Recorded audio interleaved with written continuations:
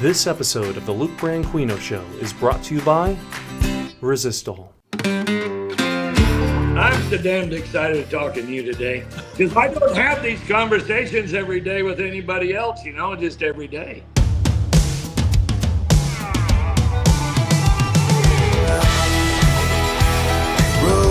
Rodeo time.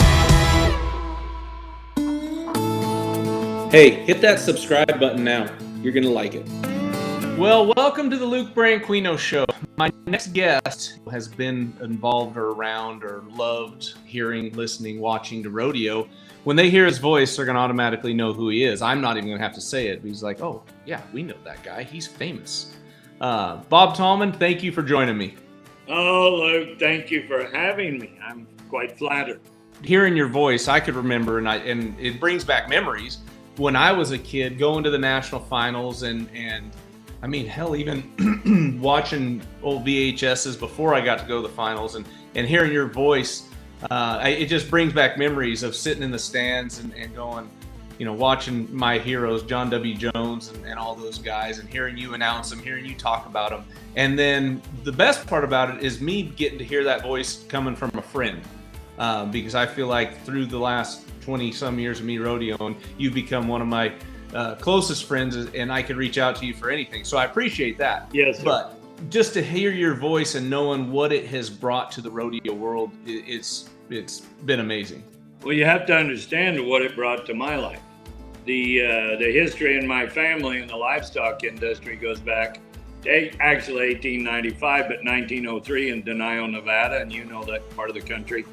North and west of Winnemucca, where I was raised. You've been through it 1,000 times. And everything that I've had an opportunity to do, and my nearest, I would say, would have been 1966 when I started at Cal Poly. Oh, yeah. And that would have taken me down into your home country and where the family ranches were raised and all of your siblings and where you came from till you've come now to Texas. To this great hall, Kent and the staff, this is where the legends of the past voices echoes, saying you're amongst the greatest of the great. I couldn't imagine being in a better group than this. Congratulations to the ProRodeo Hall of Fame class of 2023. Thank you. A tip of our Resistol hat to Luke Branquinho on your well-deserved induction into the ProRodeo Hall of Fame. Well done, cowboy. Yeah. And when, like you said, just the road that brought you today, where you're at now, the miles you've been, the people you met, and the places. I remember hearing old timers telling stories about Bob Tallman being a Cal Poly Mustang and rodeoing, and it was funny. I don't get on Wikipedia much, but reading the stories on there and people. Yeah, don't believe everything you see and hear. Over the years as technology's changed. When I started, I had a $26 Windsor microphone, 3 big university horns, and a little mixing box. Right. When I started announcing rodeos. And I came out of an area that was before, 8-track cartridges. I came out of a music area that was totally different, that's been somewhat forgotten. Over the weekend, I got to go to a Mark Chestnut concert, 2,000 people in a town of 60 people in Gale, Texas. But it made me think back, the music, the people, the era, the time, food changes, cars and trucks change, gravel roads instead of paved highways. And when you were a kid coming to the NFR, or maybe would have been in Reno at the BFI, as a bulldogger in those days, watching the Bob Feist, you think about all the people we knew then, and John W. Jones Sr. Right. And back in the Bob Cook days in the 1970s at the Madonna Inn. And the other day when I was at the rodeo at Santa Maria, I went up to see my jerky manufacturer, Catania Brothers. Oh, yeah. San Luis Obispo, Caitlin Caney, 3rd generation, 75-year-old company. And I can remember carrying my daughter, brand new, Nicole, who your age, into the Madonna Inn and produced the first rodeo that they ever had there. And I drove up to the old barns where the old arena was, and it's not about memorabilia, it's about memories. Memorabilia is physical things. You and I have them in our offices, stack rooms, trophy rooms. But the memories that, where'd I come from? What made me? Who was there? And to think about John Sr. in those days is sitting there with Harley May, Bob Cook, Jack Roddy. John W. was just a pup. Right. And then all you kids showed up. Well, I'm having somewhat of a rebirth in life at my age right now of thinking about where I came from, where I'm going, what I've done, what I'd like to do again, what I damn sure don't want to do again. And I was talking to Phil Line last week on the phone and reminiscing about 1971 when he signed for my announcer's card in Billy Nelson's kitchen on Geneva Street north of the Cowpox. You know, Luke, I don't know. I mean, we're all busy and you're raising kids, and I've got 15-year-old grandkids. You need to go back once a day, if you only do it in your mind, and remember what made you, where'd you come from? Right. What did you do that you dang sure don't want to do again? What did you do that you'd like to repeat? And who you haven't talked to lately, and give them a call. Generation after generation, Resistol is the cowboy hat of choice for ranchers and rodeo cowboys. Since 1927, Resistol has been making the finest cowboy hats available right here in America. Made from the finest select furs to a beautifully finished hat, each one goes through 200 hands to get to the custom finish and quality we expect. Made for cowboys, we live it every day. You know, talking about Tom Miller and his resurgence of cancer, and you do a lot of charity work and help a lot of people out. Tell us more about that. The blessings in life come by sometimes horrendous hurts that other people suffer. And in the field of cancer today, MD Anderson Cancer Research Center Hospital, and I've had a golf tournament now. It'll be 24 years old come the first Monday of October. We've been fortunate to raise over $3 million for MD Anderson Pediatrics. Wow. And that's where our funding goes to support a school that teaches in 11 languages. Well, within those 24 years now, we have sent about 40 people actually to MD Anderson, and we've saved all but 7. We've changed their life. We've extended their lives. Not we, but we are a part of a system. And I think you know who Paige Mudd is. She's become quite popular on the phone. Paige is my connection to the hospital. And Ryan Miller called the other day and he said, my dad's down again. I said, well, let's get him up. Larry Mahan was one of our many. We have some people that 20 years ago we put in there, extended their lives 20 years. You know, you're talking about Larry and his toughness and desire to not give up on life, and that's we talk about that as the cowboy way and the farming, the ranching way, because that's just the way we were built and the way we were made. And you know, Larry, he fought to the bitter end. Larry Mahan, when he was 6 years old, won $6 in a buckle, and that's his claim to fame. You know, in Silverton, Oregon, riding calves. And like, do you remember the first steer you ever threw down out of the chute? You remember the first steer you ran? Long before you had any idea you'd be a 5-time, world champion. You remember the effort of the people around you that cheered you on. Oh, yeah. People got an addiction to Mahan's lifestyle and to his positive attitude. And the first time I met him, he jerked me into a line of people that he was signing autographs to in Lake Comanche, California. And he said, I want you to meet my friend Bob Tallman. This is the greatest young rodeo announcer in the world. He'd sign his card, then he'd hand it to me, and I'd sign it and hand it to him, and away they'd go. Mahan knew what it took to get in somebody's heart, and he did it with honesty, less is more, and his ability to ride bulls, broncs, team rope, I saw him work 5 events at the Cow Palace one time in the late 60s. Yeah. It wasn't just his natural raw talent. It was the size of his heart. It was bigger than a basketball. Yeah. Mahan knew that his synergy and his energy combined together drew other people to want to be like him. He knew what it took to stay dedicated mentally, to stay focused physically, and this was when you had to, rotary phones. Dial up, call up on a phone. My wife, Kristen, was a rodeo secretary in those days. This is what it took when the media showed up. They were attracted to him. Yeah. And so he glorified his physical position, his earnings, his winnings, his buckles, his saddles, and then he brought everybody else with him. When he decided to retire out of the rodeo business and try the music business, he was already involved in the garment business, the boot business, the hat business. And he was also very well guarded and guided by good attorneys, by media people in New York, Sydney, Australia, in Brussels, any place that Mahan ever went, the media was waiting for him upon his arrival, and then his entourage would build. Right. So later in life, when he got off, his love for horses was the last thought, I'm sure, that he had on his mind.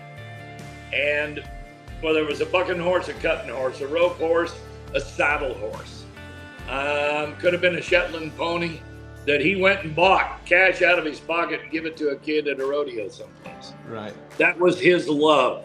Horses, number one in his life. People, I'd say number two, and don't, hold me responsible to the chronological order I'm putting this stuff in. And those just kept replicating more people into his life and built, it built a life for all of us. Yeah. And at different times you could float into his life and float out of his life. He never let me get very far away.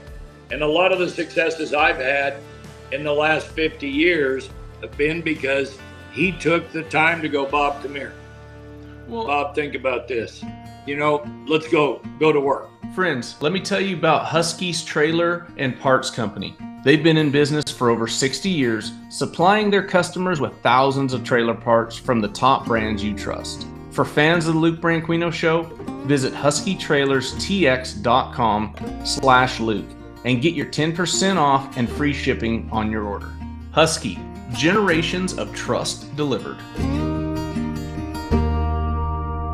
Yeah, and you got to see it firsthand. And I've heard, because I've got to know Larry, for the last several years, but they said he really single-handedly changed the cowboy persona on what people thought of him as, and what he did for rodeo by himself, as far as getting out to the public, getting in the public eye, the media coverage. He would make sure he was there. He was set up. He would talk about the cowboy lifestyle and give these people that didn't know much about it an idea of what he was living. And all that did was help elevate and make our sport seen that much better.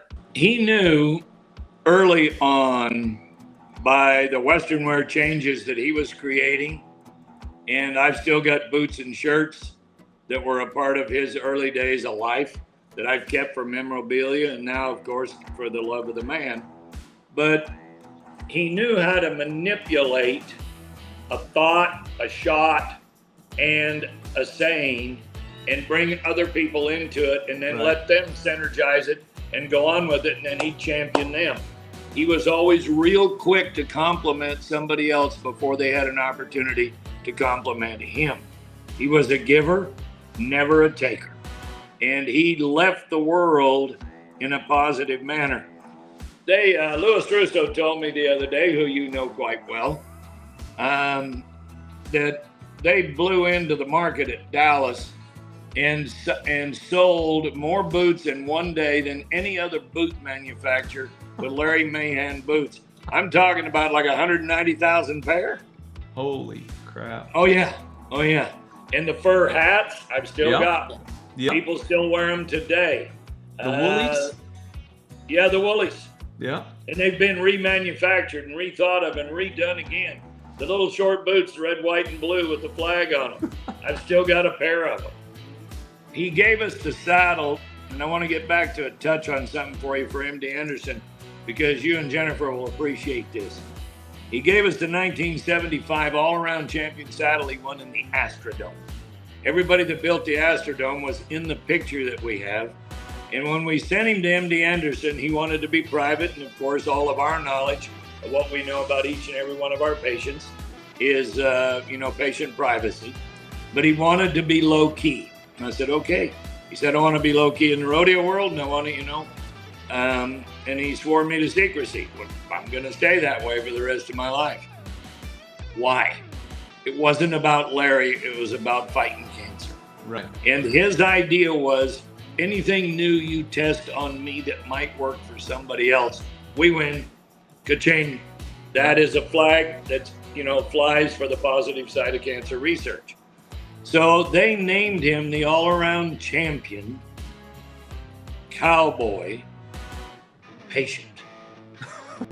And we are building a shrine with that saddle that he won in 1975 in the Astrodome that will be in the foyer of MD Anderson Cancer Research Center. Wow. Again, just the impact and how he went about his life, not for himself, but to help everybody else. And the thing about you with your career, and we're talking about Larry right now, but you have got to see so many people that were just like Larry on that level of champions that were not so much worried about what people thought of them, but they wanted to do better for everybody else around them. And that's what, 50 plus years or more in the business of announcing rodeos and seeing these young guys come on. I say young, talking about Ty Murray, who obviously was right there with Larry, but you got to see all these young up and comers that maybe didn't have a name, but once they got their name, they were there to help the industry and help people around them. And I mean, for you to be able to get to witness that is pretty impressive. When you think about Ty Murray went to live with Larry Mahan when he was 13 years old. And Mahan took to him because Ty would listen, he would look. He didn't have a lot to say, but he would try everything Mahan wanted to teach him. Later in life, we're 3 generations deep. Rocker Steiner is riding with a pair, ready for this, of Larry Mahan won the world, all-around championship of the world. Ty Murray rode with those same spurs. Rocker Steiner's riding with that same set of spurs today. And of course, Bobby Steiner, Rocker's grandpa, and Larry Mahan were as tight as you could be because they came out of the same area or same era. Go back and think about when your folks gave you the opportunity to go, you and your brothers and everybody around you. John W. Jones Sr. was the king. And this guy could ride by a steer and reach out barehanded and throw an elephant down. Then comes John W. Then comes Luke Branquinho. Now comes the next generation of all these kids that Boyd and I were bragging on the other day at the NFR Open in Colorado Springs. Why is that guy as good as he is? It's because Luke Branquinho opened the door, shook his hand, and said, come on, go with me. I'll teach you. Now he will go, and you'll have a chance to brag on them as they go. As your kids get older, the generational change thing. Now think about basketball, football, hockey, race car drivers, everything.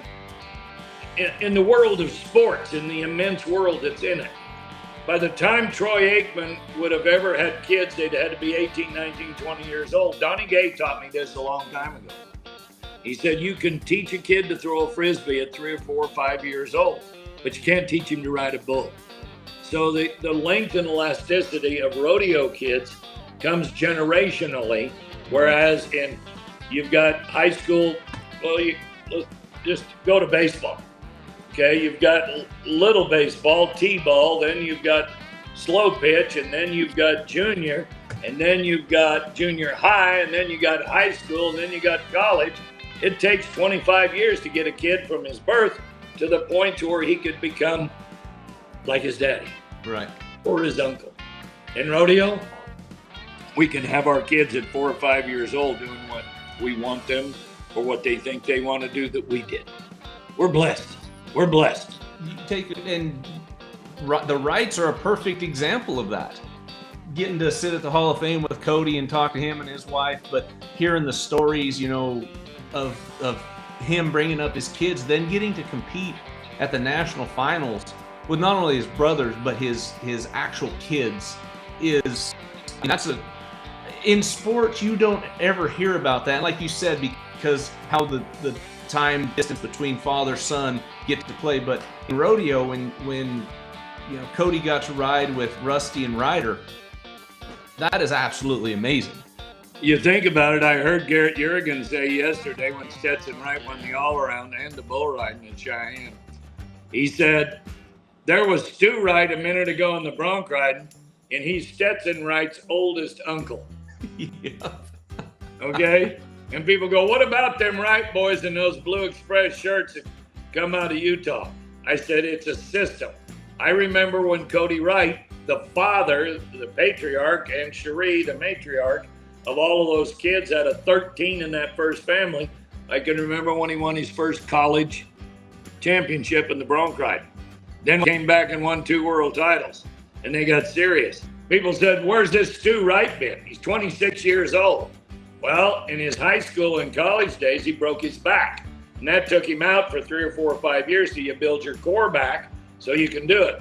Well, in the midst of all of that, good Mormon families, he went on a 2-year mission, actually right. 2.5 years. Stetson gets on stage, receives 2 saddles, all the other Boot Barn Awards and everything to go with it.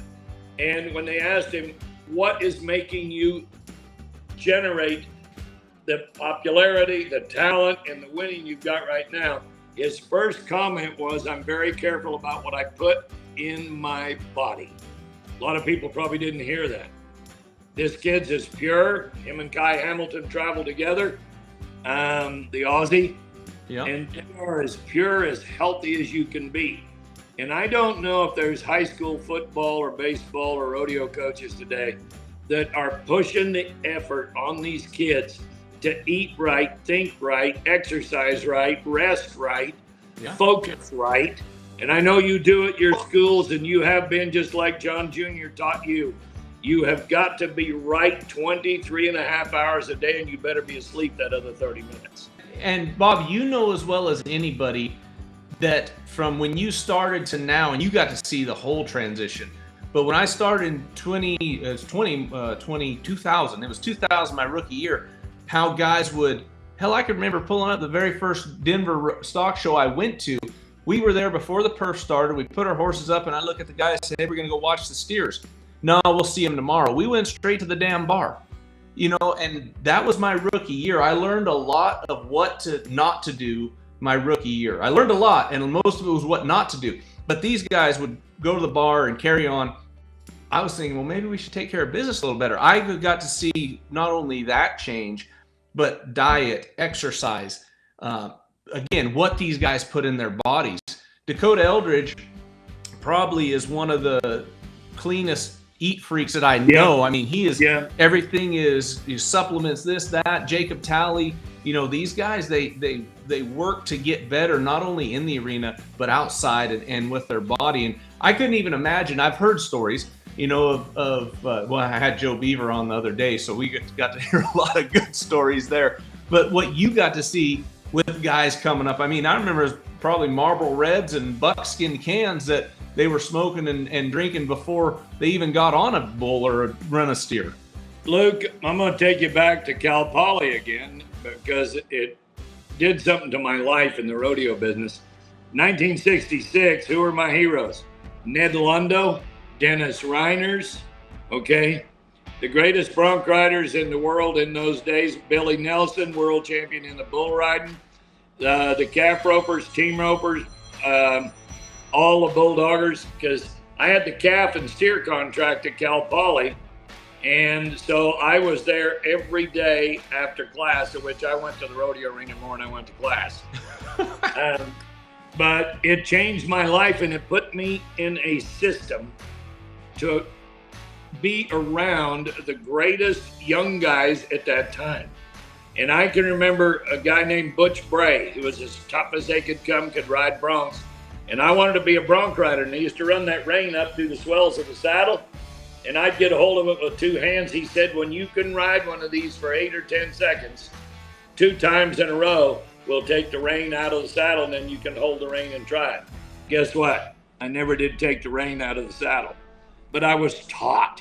I watched Dennis Reiners turn his toes out like this to ride in a bronc. How'd he do it? He was sleeping in bunk beds at Etna, California, out by the airport where I had a ranch leased, and they had pulleys, and they would run their feet in their boots, and they would turn their toes on, lay down flat, go to bed. And they'd wake up in the morning. They all walked like ducks. Oh, yeah. You know? Now, you watch the Wright boys set their feet and spur. Okay? Now, you mentioned Bulldogging a minute ago. And you think about Dakota Eldridge, 190 pounds? Oh, no. He's a little fatter now. He's been working out. Well, he looked pretty good shying when he went around on Saturday. When you think about, who'd you mention second, big boy? Oh, Jacob Talley. Oh, Jacob's Talley. Now, there's 235 pounds of fresh love, buddy. Yeah, oh, yeah. When he gets a hold of one 2020 in Arlington right over here in Texas, when he come to him, he went to it and he stayed to it. He went to it and he stayed to it. And now trying to keep up with some of these younger guys that are making those runs, and you take a guy like John W. Jones Jr. I mean, at 190 and 200 pounds and less, it was all about where you got in the pocket, when you handled cattle, how you threw them. And then what did John say? Not a word. Not a Probably word. the most quiet human being I've ever known in my life, where his dad was a big rebel rouser. I mean, he was tough. Well, and you mentioned Johnny being small, and back then, it's not like the type of cattle they're running now. I mean, these cattle they're running now were probably 200 pounds lighter than what Johnny and those guys ran, 20, 30 years ago. You've been around long enough to see my grandkids, and my grandson, Canyon, Nicole's twins, and his sister plays volleyball. Well, Daniel, my son-in-law, is a great teacher, horseman, and Canyon's at 15 years old, going to be 16, has won 6 digits worth of money. Okay? I showed him a picture here last winter, of me heading a steer at the Cow Palace for Bob Cook. No horn wraps, horns that wide, weigh 900 pounds. And if you bounced one, you could still place bouncing one off the bucket chutes in the Cow Palace arena going the other way. And he said, what's that steer weigh? I said, 900, might have weighed 1,000. Some of them did. And I said, they could flat fly. And I've got pictures roping steers at Salinas going like this down through there. And he said, what's that like? And I said, you never whip and spur. You let your horse catch up. So he was in full control when you got to those cattle. And the same thing at Cheyenne with that slow gait. And they let him out of there. So proud of little Billy Bob Brown yesterday. Roping a steer in 8 to win that money. Those kind of things have not changed. They've just got tougher because there are hundreds of young wolves that can rope, bulldog, ride broncs, and ride bulls today. And they're hungry because the money's getting a hell of a lot better. And we think rodeos like Houston, who started off with the 50, obviously Calgary's been doing it for a while, but these rodeos that are making it better, not only for, obviously they're reaping some benefits from it, but the cowboys, the contestants are reaping a lot of the benefits from it too. When you were first starting in 2000, you had to have been able to rodeo in the Astrodome. I did. Seventh wonder of the world. It's where I started 47 years ago at Fort Worth. And you think about the money in those days. When I joined the RCA, we had 300 rodeos. It paid about $2.6 million. Think about these days now. And today we're talking about $80 and $90 million. But here's the bigger thing. The endorsements that we've all been so blessed to have over the years. The added cash, the end results, the added money that has come with this. And with that came business knowledge. Larry Mahan, let's go back here again. Larry Mahan and Jody Tatone taught me more about endorsements back in the 70s than any other 2 or 3 guys. Louis Russo signed my very first Wrangler contract 42 years ago. Wow. It might have been $300 or $400. I don't remember. Right. But that's how the business has changed. And today we all look like race car drivers. Well, what was amazing to me is even the first couple years I made the finals, you've seen a few guys with some endorsement deals, but nothing major. But now everybody has something on it. And one thing I always, and I guess I don't criticize them, I just try to educate them. You know, that you see somebody with a patch on, I'm like, well, what are they giving you? Oh, I get a free pair of shirt or a free pair of pants and shirt. I'm like, you're selling yourself short, man. You can go buy shirts. If you're rodeoing, you can afford to go buy a shirt, buy pants. Make them pay you what you're worth. And I think you got to see that too. People think, well, if I get something for free, I'm just going to take it. But no, make them pay you for what you are worth. Well, I'm not trying to blow smoke in your butt, but they didn't put those patches on you because you were a good bulldogger. They put it on you because you were a great image and a good guy. And some of them go away. Some of them last a year, some last 10 years. I have 3 endorsements that I've been with for 30 years and Wrangler with going on 45 years. Well, that's like me when I gave the induction speech, which, you know, obviously you got to do them, but a minute or 3 to 5 minutes is not near enough to thank everybody that helped you in your career. But I did mention Cinch Shirts and Jeans. I'd been with them since my first year, 2000, and Platinum Performance, you know, and that just, it feels good to know that you've been a good enough ambassador where they want to stay with you even after retirement, and, you know, still doing clinics and a lot of social media stuff. And, you know, now with this show, it's still a good feeling that they want to stay hooked with you because you've been that image for them for so long. When you think about it, I've been with the Resistol 40 years, but everybody at American Hat Company are my best friends. Oh, yeah.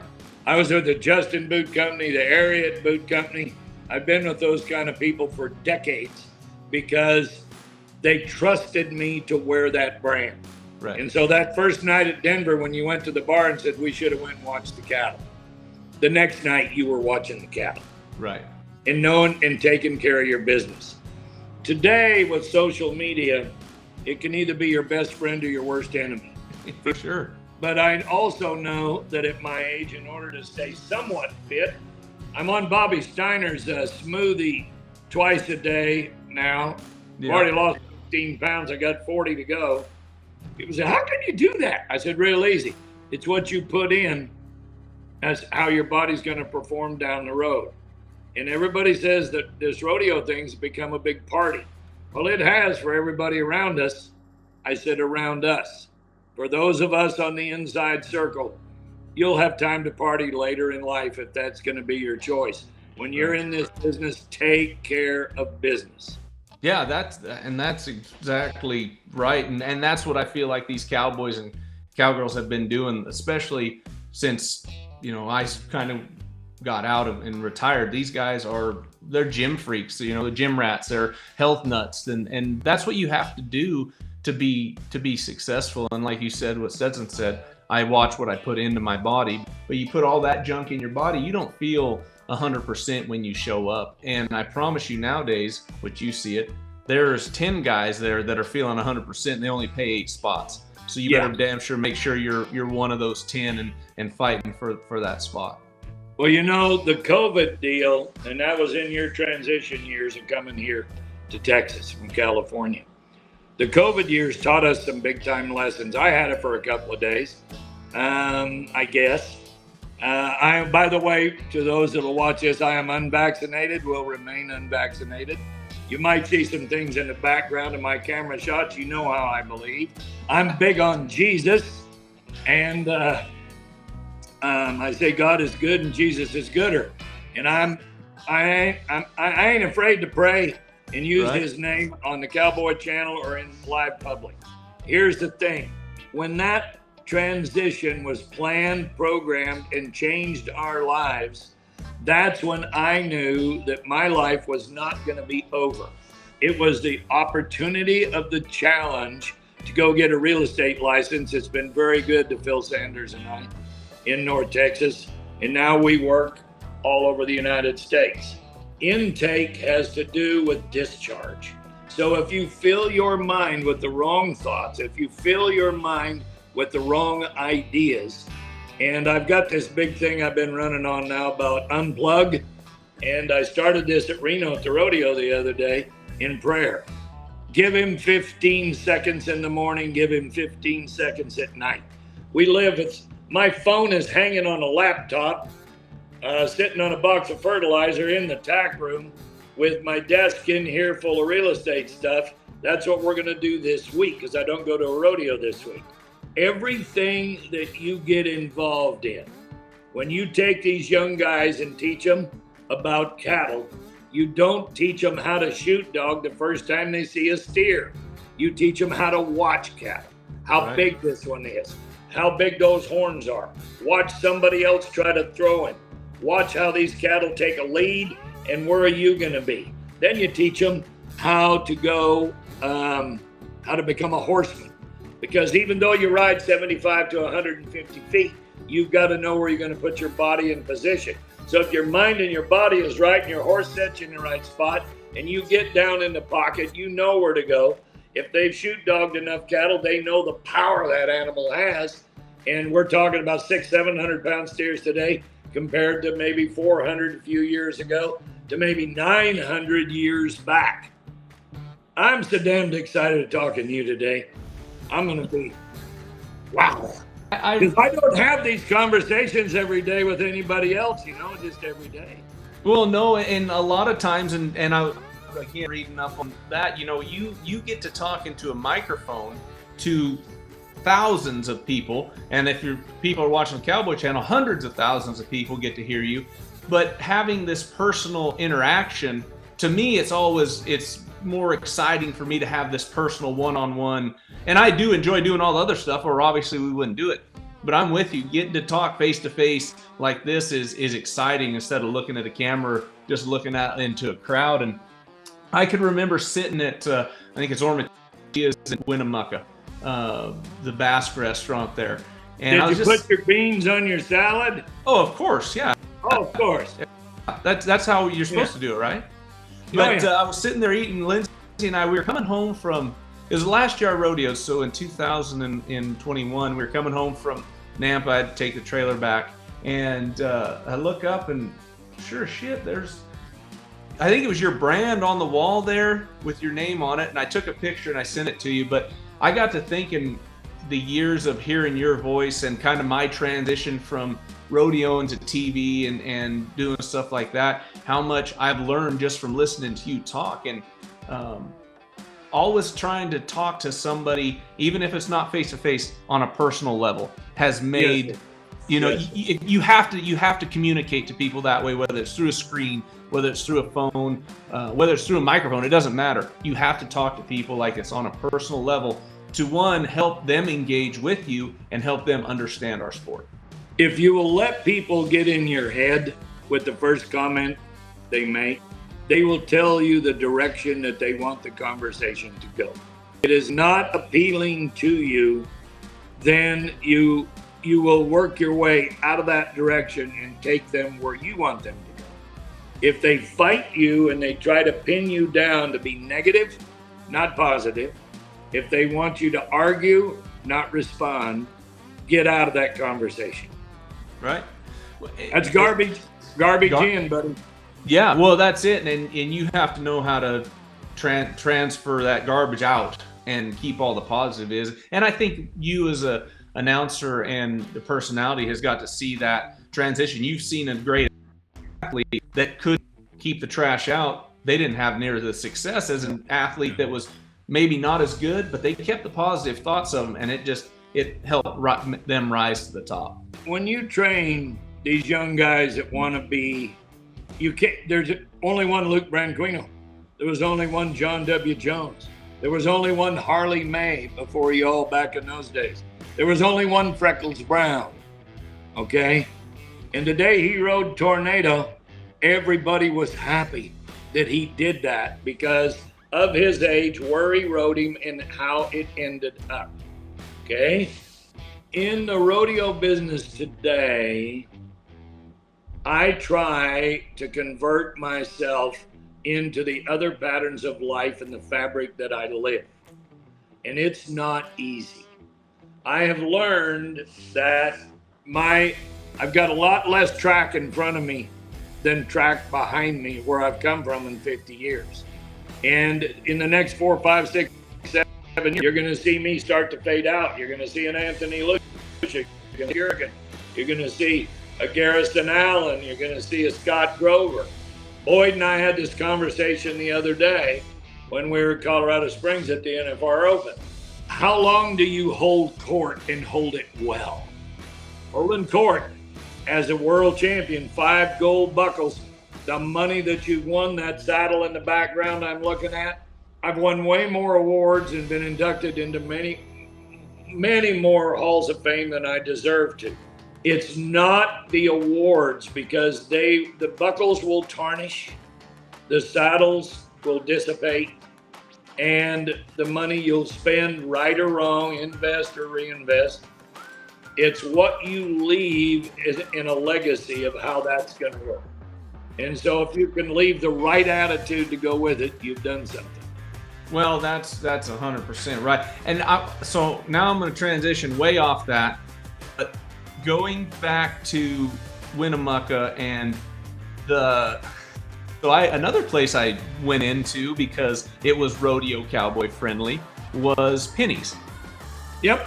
And everybody can remember Penny's as being a brothel for ladies of the night, but Penny's was a place where you can go in there if you needed a hot meal, a shower, a place to lay down.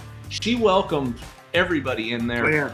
And you didn't even have to bring cash, you didn't have to bring money. She just loved cowboys. And you got to, obviously growing up there, I love to tell the stories about me going in there, and I have an autographed picture. I wanted to go in there to visit the site that I've heard about, and it was absolutely amazing. I was 11 years old, moved to town from Orvada, going towards the Oregon-Idaho border. And my dad bought a lumber yard that bordered all 7 of those institutions. Institutions, institutions. When I was a kid in 4-H, I had a bicycle, and my dad used to do the books for him in the First National Bank in Winnemucca, First National Bank in Nevada. He would take a big yellow manila envelope, and I would go gather up all that money. He'd fill out the deposit slips, and I'd take them to the bank. Okay? I was not allowed to do a lot of things in those places because of my dad and my family being in business. The story could go on more, but I'm getting ready to write a book. And we now have the title secured to call This Ain't My First Rodeo. Those stories are going to get published, and people are going to learn about my childhood. And I worked for another lady. By the way, Penny's name was Dorothy Malcolm. And the other lady, the combination bar across the kind of a drive street, her name was Irene Roy. And as an altar boy in St. Paul's Catholic Church, where I was born, baptized, confirmed, and married to Kristen 54 years ago, I can remember seeing those ladies and the ladies of the evening sitting in the front row. When that church needed a new roof, the cash was there. Right. When it needed new front doors, it was there. Winnemucca, Nevada is an amazing place. And the history that it built from 1903 when my family started there, that's what those pictures are up on that cupboard up there. And still today, my sister still lives there. And to think about those history-making moments, where did we learn them? Other cowboys that had been through there. The great Pete Logan, rodeo announcer extraordinaire, back in the 40s and 50s and 60s, came from Winnemucca, Nevada. When you think about all those places that we've driven through, stayed at, gone through in a hurry, maybe broke down, wouldn't trade any of it. How blessed are you and I? Oh, yeah, unbelievably blessed, and growing up, you always heard of Winnemucca, but getting to have my college roommate, Jesse Segura, when I got to, I knew that smile was coming, getting to meet rodeo coach. Great rodeo coach, puts on a hell of a bronc riding. It's Fallon during the Reno Rodeo right now. Yeah, but just getting to kind of hear stories about that and, the history that place has is is unbelievable. But man, Bob, I appreciate you coming on. I know we just scratched the surface of, the conversation we could have, and I'm really interested for the book to come out. When's the book supposed to launch? We're supposed to the end of September. We're starting what we call a scratch copy, which will do the short lines and the liners to get the chapters set up. I don't think we can do it in less than about 30 chapters right now. And I have a lady, Julie Bryant, who is an amazing writer. She's written articles about me, with me, for me, and in the jerky business that she and I were in for a long time. And I would say probably 2025 is maybe January 2026. It should be ready. I never had a clue about writing a book, but you have got to be accurate. Oh, yeah. Because people can fact check you today, on their phone that quick. And I want to be accurate. I want it to be good for the Western lifestyle. It'll be dedicated to my family and friends, and my best friend in life, who's about to turn 93 years old, Ralph Miller, at Gale, Texas. Well, we are all excited. I know 2026, people go, well, that seems like a ways away, but you, as well as everybody else, it'll be here before we know it. Hell, I got a freshman in high school that is probably going to be moved out here before, I blink my eyes, which again, not telling you anything you don't already know. But Bob, I appreciate you coming on. I am serious. I want to have you back on because I think there's so much more that we can get into. Anytime. You give Lindsay and those kids a big hug for me. Jennifer, Isaiah, everybody on your staff and what y'all are doing, thank you so very, very much. You bet. I appreciate it. Thanks, Bob. Have a good day. Love to you all. I want to thank Resistol for not only sponsoring the Luke Branquinho Show, but keeping the sun out of my eyes for so many years.